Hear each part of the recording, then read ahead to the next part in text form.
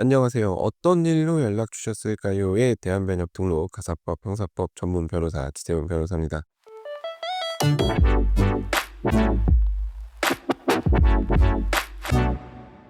자, 오늘은 제가 조금 이따 경찰서에 가야 하는데 시간이 좀 애매하게 떠서 이렇게 마이크 앞에 앉았습니다. 제가 이제 경찰서에 가는 날에는 아이들한테 "아빠 경찰서 간다."라고 얘기를 하거든요. 이제 아이들이 눈이 동그래지죠. 경찰서에 왜 같은 느낌으로 저를 쳐다보는데 아직 아이들이 제가 정확히 뭘 하는지를 몰라요. 자세히 얘기를 해 주지도 않았을 뿐더러 아빠가 변호사라고 하는 거는 그 직업의 명칭 자체는 아는 것 같은데 변호사가 도대체 뭐 하는 사람인지에 대해서는 아직 잘은 모르는 것 같아요. 설명을 해 줘도 확 와닿지는 않는 것 같아요. 그래서 이런저런 예를 들어서 설명을 해 주긴 하지만 일단 잘 모르겠다는 표정을 하죠. 어떠한 예를 들어도 그렇습니다. 아빠는 누군가가 싸웠을 때 얘기를 잘 들어 주고 억울함을 풀어 주는 사람이다. 이런 식으로 얘기를 해도 이제 "그게 뭔데?" 같은 느낌으로 저를 쳐다보죠.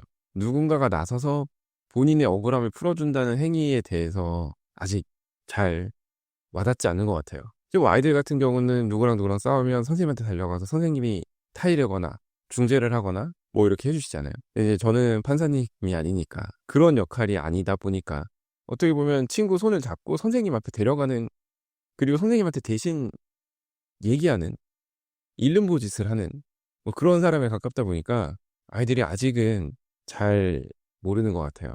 이제 그렇게 어렴풋이 '아빠가 뭐 하는 사람이다.'라는 게 머릿속에 들어가 있는 상황에서 아빠가 경찰서에 간다고 하면 아빠가 뭐 잘못했는지 이런 생각부터 먼저 하고, 아니면 아빠가 폴리스 오피서가 아닌데 왜 경찰서에 가는지, "아, 아빠는 폴리스 오피서를 만나러 간다."라고 제가 설명을 하죠. 그러면 여기서 또 왜가 나오는데 이제 또 거기서 설명을 하면 인제 길어지니까 인제 적당히 아이들도 관심이 거기서 꺼지고 저도 끊고 이렇게 대화가 진행이 됩니다. 근데 인제 아이들이 배우는 교재 혹은 인제 그 아이들 어렸을 때 펜 가지고 이렇게 찍어서 단어 같은 걸 읽게 해 주는 그런 것들 있잖아요. 그런 책들을 봐도 "나는 커서 뭐가 될 거야." 이런 거 아래에 변호사가 없어요. "아니 왜 변호사가 없지?"라고 제가 몇 번이나 얘기를 했는데 "아니 세상에 이렇게 변호사가 많은데 왜 변호사가 여기 없는 거지?"라고 제가 크게 몇 번 얘기를 한 적이 있는데, '변호사가 하는 일이 아이들한테 와닿지 않기 때문이 아닐까.'라고 생각을 해 봤습니다. 아이가 그러더라고요. "아빠는 뭘 만드는 사람이 아니니까 여기 없다."는 거예요. 그쵸. 이제 그 말인즉슨 이제 뭔가 눈에 보이는 그런 게 없기 때문에 없다는 거겠죠. 이게 변호사라고 해서 특정의 복장이 있는 것도 아니고, 게다가 인제 아이들한테 변호사가 뭐 하는 사람인지 설명하는 것 자체가 좀 방금도 말씀드렸지만 쉽지 않기 때문에 그런 게 아닐까라고 생각은 하지만 좀 아쉬운 게 없지 않습니다. 이제 본격적으로 제가 뭐 하는지 아이들한테 설명하는 날이 언젠가는 오겠지만 이제 그때 되면 제가 또 이혼이라는 개념을 설명을 해야 될 거고 여러모로 쉽지 않은 것 같습니다. 이제 아이들과 이런 대화를 하다 보니까 '과연 변호사란 뭐 하는 사람일까?'라는 생각을 하게 됐습니다. 변호사가 뭐 하는 사람인지에 대해서는 다들 알고 있지만 과연 이걸 어떻게 표현을 하면 좋을까? 아니면 어떻게 정의를 할 수 있을까? 아니면 어떻게 설명을 할 수 있을까? 요즘에 인스타에서 유행하는 그 시리즈가 있더라고요. 본인이 하는 일을 되게 일리걸하게, 불법적인 일을 하는 것처럼 표현을 해 보기.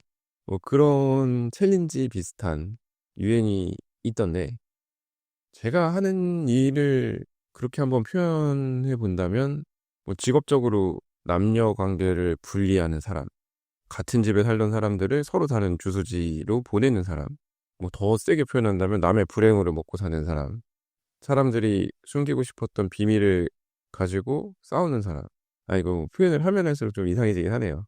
아무튼 어떻게 표현을 하든 간에 제가 처음에 법대 들어갔을 때 생각했던 그 변호사의 모습과는 조금 거리가 있는 것 같아요. 그때는 상당히 낭만적으로 생각을 했죠. 물론 그 생각이 지금도 틀린 건 아닙니다만 억울한 사람을 도와드리고 법정에서 멋진 변론을 하고, 이제 그 멋진 변론부터가 조금 다르긴 한데 법정에서 제가 말을 많이 하는 편이긴 해요. 그래도 그나마 제 생각에는.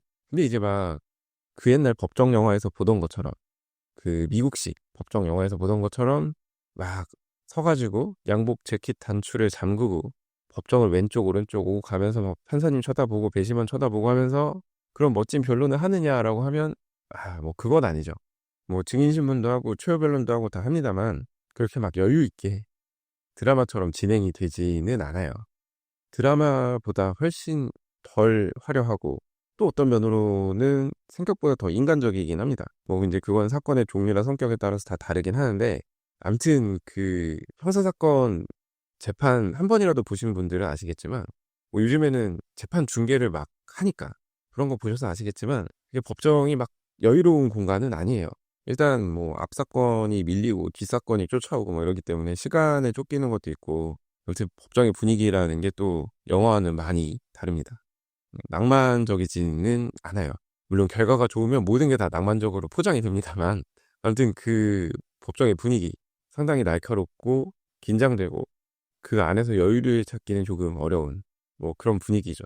제가 이제 미국 드라마 보스턴 리가를 참 좋아하는데 그 드라마에서 나오는 그런 변론은 거의 불가능하다고 봐야죠. 이유 없이 막 튀어서 좋을 게 별로 없기 때문에 그렇습니다. 판사님 만족하실 수 있게 눈치 잘 봐가면서 할 말만 딱딱딱 해야죠.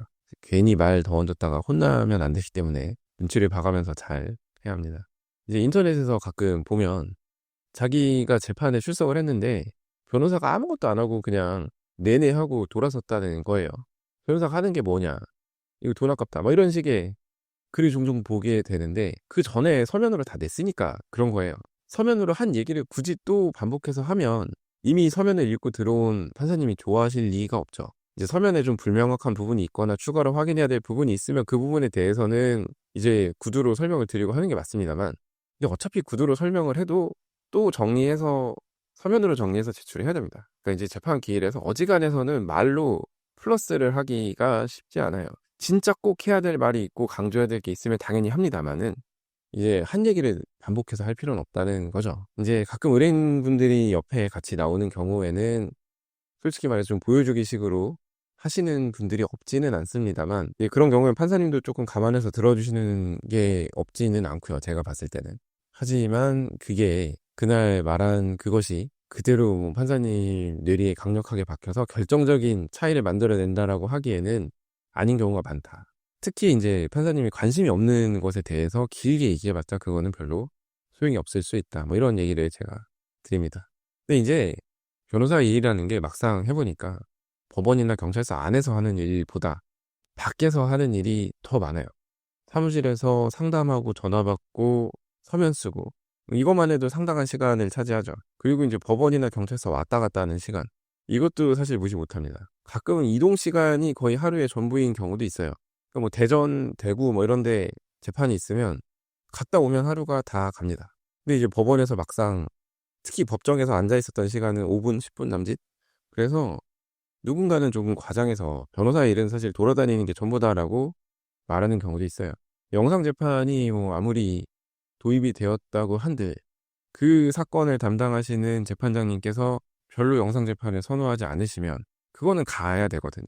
제가 전에도 말씀드렸지만 저 같은 경우는 최소한 수도권 플러스 광역시까지는 제가 재판에 직접 가야 된다고 생각을 하기 때문에 상대방이 영상재판 신청해주면 땡큐죠. 근데 이제 기본적으로는 제가 막 직접 영상재판 신청을 적극적으로 하는 경우는 없기 때문에 그리고 이제 의뢰인분들도 그거를 바라시기도 하고요. 그래서 아무리 AI 때문에 변호사 일이 어떻게 된다라고 얘기를 해도 사람만이 전할 수 있는 그 무언가가 있긴 있거든요.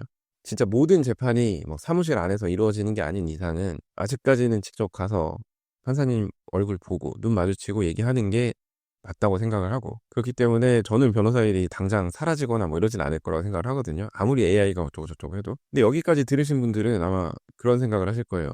아니 뭐 재판 가서 하는 일도 없다고 하면서 뭘 재판에 직접 가야 된다고 얘기를 하느냐라고 어차피 가서 하는 말도 별로 없다고 하지 않았냐 방금. 근데 뭐 재판에 직접 가고 뭐 이런 얘기를 하느냐라고 생각을 하실 수 있는데 에이 그럴 거면 뭐하러 변론기를 열겠습니까? 그냥 서면으로 다 주고받고 끝내죠. 뭐하러 서로 귀찮게 재판 날짜 잡아가지고 만나서 얘기하고 그러겠습니까? 아무리 요식행위에 가까워 보인다고 해도 요식행위라고 하면 조금 거부감을 느끼실 수 있겠는데 진짜 그냥 재판기일 출석해서 더 할 거 없죠? 네 하고 선고기일 잡을게요 하는 경우도 많아요.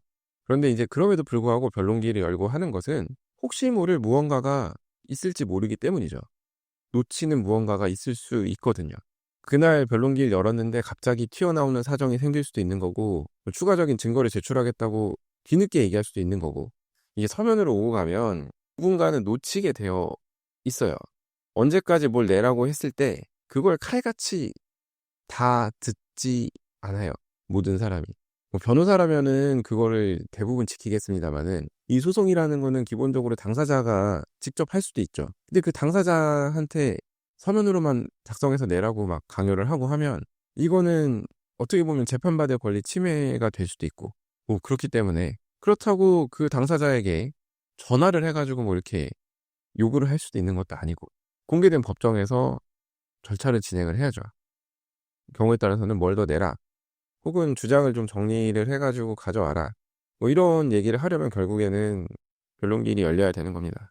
근데 이제 제 생각에는 확실히 제가 나이를 먹어서, 나이 제가 그렇게 많이 먹지도 않았는데, 아무튼 제가 옛날 사람이라서 그런지 모르겠지만 확실히 영상으로는 그 해소되지 않는 무언가가 있거든요. 이제 저조차도 그런 게 느껴지지 않는 시대가 오면 그때는 진짜 좀 달라질 수 있겠습니다만, 그러니까 아직까지는 변호사가 시간을 들여서 법원에 왔다 갔다 해야 된다.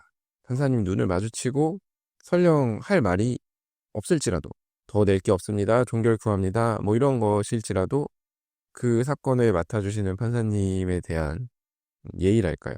그런 걸 아직은 갖춰야 되지 않은가라는 생각을 해봅니다. 변호사가 어떤 일을 하는지에 대해서 얘기하려고 했는데, 또 오늘도 이렇게 얘기가 3000% 빠졌어요.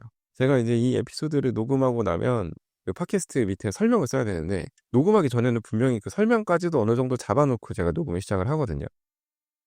근데 결국 이렇게 얘기가 또 3000% 빠지면서 여기에 뭘 적어야 될까, 어떻게 수정을 해야 될까 또 고민을 합니다. 이제 한 10분 넘어가기 시작한 시점부터 제가 막 고민을 하는데, 지금도 이제 그 고민을 하고 있어요. 입으로는 말을 하고 있지만 과연 설명을 또 어떻게 써야 될까, 뭐 이런 고민을 하고 있는데, 제가 다음에 다시 정리해서 그때는 3000% 빠지지 않고 과연 변호사가 하는 일이 무엇인가에 대해서 차분히 얘기를 해보도록 하겠습니다. 이제 아시는 분은 아시겠지만 제가 이제 이렇게 팟캐스트를 녹음하고 이거를 잘라서 쇼츠로 만들어서 올리고 하는데, 쇼츠도 그 본인에게 도움이 돼야 다들 보시잖아요. 근데 이렇게 10분 내내 주저리 자기 얘기만 하면 쇼츠로 건질 게 없는데, 그건 또 어떻게 하면 좋을지 뭐 이런 생각을 하고 있습니다. 아, 맞아요. 예, 변호사 일 중에 또 하나는 마케팅입니다.